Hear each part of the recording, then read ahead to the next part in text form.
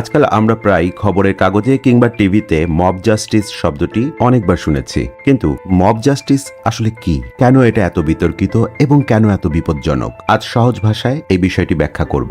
Mob justice মানে হলো কোনো অপরাধ বা অন্যায়ের অভিযোগে একটি উত্তেজিত জনতা নিজেরাই বিচার করে ফেলে। এখানে আইন বা পুলিশের কোনো ভূমিকা থাকে না। জনতা নিজেরাই অপরাধী মনে করে যে কাউকে শাস্তি দেয়, যেমন মারধর করা বা অন্য যে কোনো ধরনের শাস্তি। ধরুন কোনো একজনকে চোর সন্দেহে জনতা বা সাধারণ মানুষ তাকে ধরে মারধর শুরু করলো কিংবা মেরে ফেললো। তারা আইন বা পুলিশের অপেক্ষা না করে নিজেরাই তাকে শাস্তি দিয়ে ফেললো। মব জাস্টিস কেন বিপজ্জনক জানেন? কারণ এখানে ভুল সিদ্ধান্ত নেওয়ার একটা সুযোগ আছে। অনেক সময় অভিযোগ মিথ্যা হতে পারে, কোনো নিরপরাধ মানুষ শাস্তি পেয়ে যেতে পারে। এটা আইনের অবমাননা করাও বটে। আইন এবং বিচার ব্যবস্থার কাজ কি আসলে? আইন এবং বিচার ব্যবস্থার কাজ হচ্ছে সঠিক তদন্তের মাধ্যমে অপরাধ প্রমাণ করা, কিন্তু মব জাস্টিস এই প্রক্রিয়াটি অনুসরণ করে না। তারা কোনো তদন্ত বা কোনো ধরনের কোনো প্রমাণ ছাড়াই একজন ব্যক্তিকে শাস্তি দিয়ে থাকে। মব জাস্টিসে জনতা উত্তেজিত হয়ে সহিংস বা হিংস্র হয়ে ওঠে, আর তাই মব জাস্টিস কখনোই একটি ভালো কাজ হতে পারে না।